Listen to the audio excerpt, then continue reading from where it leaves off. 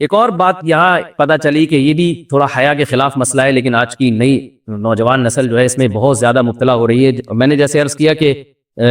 شرعی مسائل میں چاہیے اور اس کو بیان کرنا یہ ہماری ذمہ داری ہے، تو یہ چیز بھی انگریزی فلموں سے اور فحش فلموں سے ہماری نئی نسل میں بہت تیزی سے سرایت کر رہی ہے، اور لوگ اس بارے میں علماء سے بہت زیادہ مسائل پوچھتے ہیں، خواتین بھی پوچھتی ہیں جو اس میں مبتلا ہے۔ تو اس کا بھی مسئلہ یاد رکھیں کہ اللہ تعالیٰ نے حالت حیض میں زوجہ سے ہم بستری کو حرام قرار دیا کیونکہ اس میں گندگی ہے۔ باپ دیکھیں کہ وہ گندگی اس درجے کی نہیں ہے جتنی اورل سیکس میں گندگی ہوتی ہے۔ اگر اس میں ڈسچارج ہو جائے بندہ، انسان جو ہم بستری کرنے والا ہے زوجہ سے، وہ منہ میں ڈسچارج ہو جائے، تو آپ سوچیں کہ اللہ تعالیٰ شرمگاہ کو گندگی سے بچا رہے ہیں، جس کی وجہ سے حیض کی حالت میں ہم بستری کو حرام قرار دیا۔ تو منہ جس سے انسان کھانا کھاتا ہے، جس سے کلمہ پڑتا ہے، اور جو انسان کے جسم میں سب سے اشرف عضو ہے، سب سے زیادہ معزز اور مکرم وضو ہے، اس میں ایسی گندگی کو ڈالنا کہاں سے جائز ہو سکتا ہے، کہاں سے حلال ہو سکتا ہے؟ تو آج بعض متجدد قسم کے لوگ جو ہے نا اس کو حلال قرار دے رہے ہیں، تو یہ بالکل غلط ہے۔ تو یہ بات خوب ذہن میں رکھیں کہ اورل سیکس کے ذریعے اپنی خواہش کو پورا کرنا اس طور پر کہ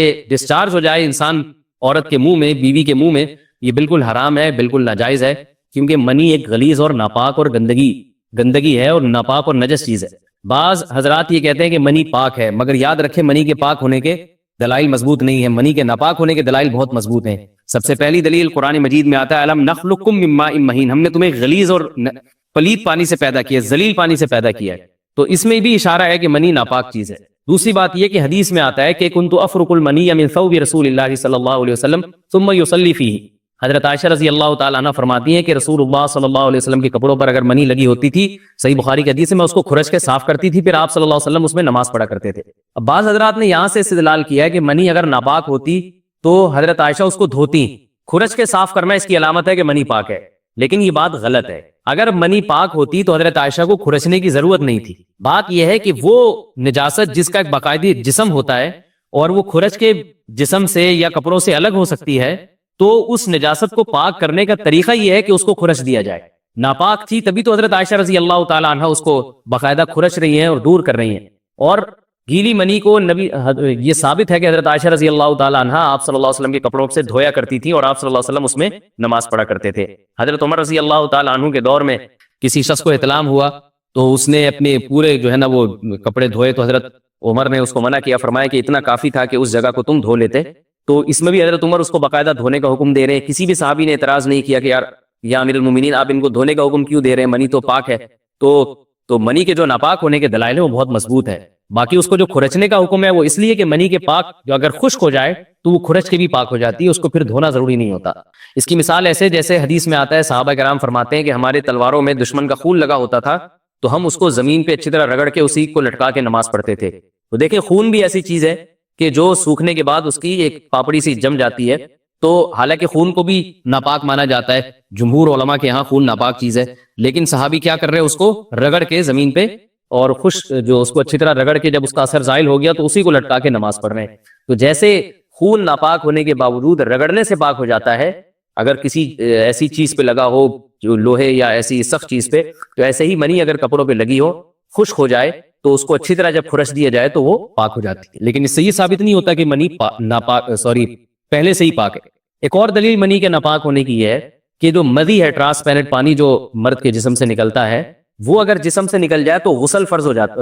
وضو فرض ہو جاتا ہے، اور منی نکل جائے تو غسل فرض ہوتا ہے۔ اب یہ کیسی بات ہے کہ مدی کے نکلنے سے جس سے وضو فرض ہو رہا ہے وہ تو ناپاک ہے، اور منی نکلنے سے جب غسل فرض ہو رہا ہے بڑی والی طہارت، اس کو ہم پاک قرار دیں۔ اس لیے امام ابو حنیفہ رحمہ اللہ تعالیٰ کا مذہب منی کے بارے میں کہ یہ نجاست غلیظہ ہے، اور امام مالک کا بھی یہی مذہب ہے۔ یہ مذہب بہت دلائل کے لحاظ سے قوی ہے، تو اس لیے عورت کے منہ میں ڈسچارج ہونا یہ بالکل حرام ہے، ناجائز ہے، گندگی ہے، اسلام میں اس کی قطعاً اجازت نہیں ہے۔ اور اگر ان ائمہ کا مذہب لیا جائے جو منی کو پاک سمجھتے ہیں، اس لیے میں یہ عرض کر رہا ہوں کہ بعض حضرات نے اس پہ فتویٰ دیا ہے کہ یہ چونکہ پاک ہے لہذا اگر یعنی کوئی شخص منہ میں بھی ڈسچارج ہو جائے تو یہ بھی جائز ہے۔ یہ 100% غلط فتویٰ ہے، اس لیے کہ جو حضرات اس کو پاک کہتے ہیں وہ بھی اس کو خبائث میں داخل کرتے ہیں، حرام چیزوں میں داخل کرتے ہیں۔ اس کا کھانا یا اس کا منہ میں ڈالنا وہ بھی جائز نہیں کہتے، تو اس لحاظ سے بھی یہ ناجائز ہے اور بہت ساری بیماریوں کا ذریعہ بھی ہے۔ دوسرا مسئلہ یہ ہے کہ اگر کوئی ڈسچارج نہیں ہوتا اورل سیکس کے ذریعے تو اس کا شرعی حکم کیا ہے؟ تو اس کا حکم یہ ہے کہ یہ انتہائی سخت درجے کا مکروہ ہے، ناپسندیدہ عمل ہے۔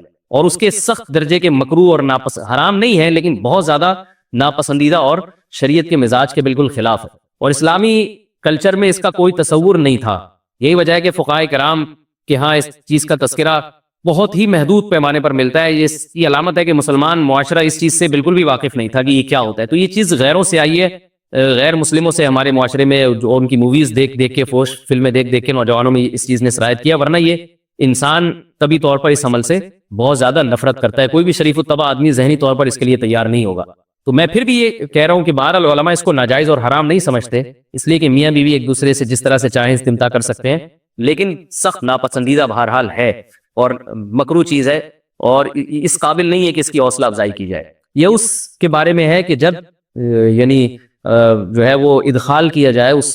فم کے اندر، اس جو ہے مرد اس میں باقاعدہ جو ہے وہ تلذذ حاصل کرے۔ اگر ایسا نہ ہو بلکہ باہر سے استمتاع کیا جائے، جیسے بعض جگہ ایسا ہوتا ہے کہ کیا نام ہے، عورت کو اس چیز سے گھن آتی ہے کہ وہ اپنے منہ میں اس گندگی کو لے کر جائے، تو پھر بعض شوہر زوجہ کو مجبور کرتے ہیں کسنگ وغیرہ پر، تو یہ کم درجے کی کراہت ہے، یعنی یہ بھی ناپسندیدہ تو ہے مگر یہ اس درجے کا مکروہ، اس درجے کا ناپسندیدہ نہیں ہے۔ دوسری بات یہ کہ یہ جو میں نے پوری ڈیٹیل بیان کی ہے، یہ اس صورت میں ہے اس کے مکروہ اور ناپسندیدہ ہونا کہ عورت اس کے لیے ذہنی طور پر آمادہ ہو۔ یہ بات خوب یاد رکھیں، اگر عورت کو اس عمل سے گھن آتی ہے تو پھر مرد بیوی کو اس کام پر مجبور ہرگز نہیں کر سکتا، کیونکہ یہ نکاح کے جو ایگریمنٹ ہے، مقتضیات ہیں، اس کے خلاف ہے، یعنی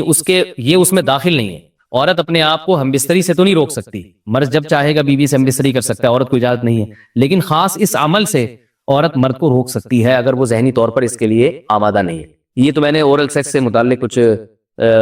فقہی احکام بیان کیے ہیں۔ دوسری بات یہ، اس کا بھی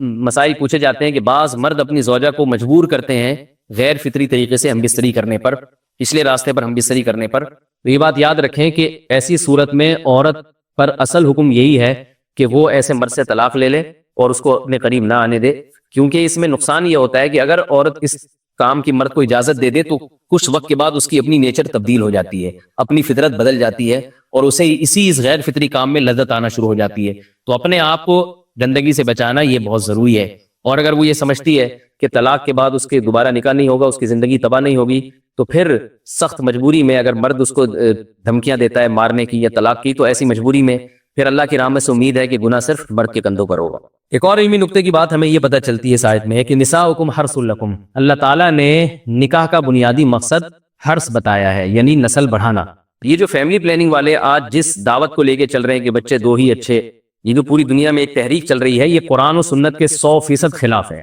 قرآن کے واضح نصوص اور احادیث تو اس بارے میں بہت ہی تفصیل سے ہیں۔ میری جو کتاب ہے ایک سے زائد شادیوں کی ضرورت کی، اس میں تقریباً 50 صفحے میں نے صرف اسی پر لکھے ہیں کہ اسلام نسل بڑھانے پر بہت زیادہ حریص ہے، اسلام چاہتا ہے کہ مسلمانوں کی نسل بڑھے، اور اس پر جو لوگوں کے اعتراض ہوتے ہیں کہ رزق کی تنگی ہوگی، تربیت نہیں ہو سکے گی، اس تحریر میں ان تمام باتوں کے جوابات ہیں، تو وہ تحریر پڑھی جا سکتی ہے۔ چونکہ یہاں اس تفسیر میں اتنا زیادہ وقت نہیں ہے کہ میں اس 50 صفحوں کی تحریر کا خلاصہ آپ کے سامنے بیان کروں، اس خلاصے میں بھی اچھا خاصا وقت لگ جائے گا۔ تو یہ جو باتیں کی جاتی ہیں کہ رزق کم پڑ جائے گا اور جو ہے وہ لوگ بھوکے مرنا شروع ہو جائیں گے اگر نسل بڑھے گی، یا بعض دفعہ یہ کہا جاتا ہے بچوں کی صحیح طرح سے تربیت نہیں ہو سکے گی، یہ سب غلط باتیں ہیں۔ یہ اس کو کہتے ہیں نقطہ بعد الوقوع، کہ ایک کام الٹا پہلے ہم نے کر لیا ہے، اب اس غلط کام کو صحیح کرنے کے لیے ہم بہانے تلاش کر رہے ہیں۔ تو یہ نسل مسلمانوں میں جو کم ہوئی ہے اس لیے نہیں ہوئی ہے کہ بچوں کی تربیت نہیں ہو رہی تھی، بلکہ یہ میڈیا کے ذریعے جو پروپیگنڈا ہوا ہے، اس پروپیگنڈے سے متاثر ہو کر 2 بچوں والی پالیسی پر لوگ آ رہے ہیں۔ اب جب آ رہے ہیں تو اس کے پھر جو ہے نا وہ اس کو صحیح کرنے کے، اپنے غلط کام کو صحیح کرنے کے لیے بہانے تلاش کیے جا رہے ہیں کہ بھی تربیت نہیں ہو سکتی ہے، اس آمدن میں ہم گزارا نہیں کر سکتے۔ تو یہ سارے دلائل کا جواب آپ کو میری انشاءاللہ اس تحریر میں ملے گا۔ بہرحال ہم چونکہ مسلمان ہیں، قرآن کو مانتے ہیں، سارے دلائل ایک طرف اور قرآن و سنت ایک طرف، جب اللہ تعالیٰ نے ہمیں بتا دیا کہ نساؤکم حرث لکم، عورت کا بنیادی مقصد دیگر جیسے بہت سارے مقاصد ہیں، ان میں ایک بہت بڑا مقصد کیا ہے کہ وہ نسل بڑھانے کا ذریعہ بنتی ہے، تو اس سے ہم بستری بھی اسی نیت سے ہونی چاہیے کہ تمہارے ہاں اولاد پیدا ہو۔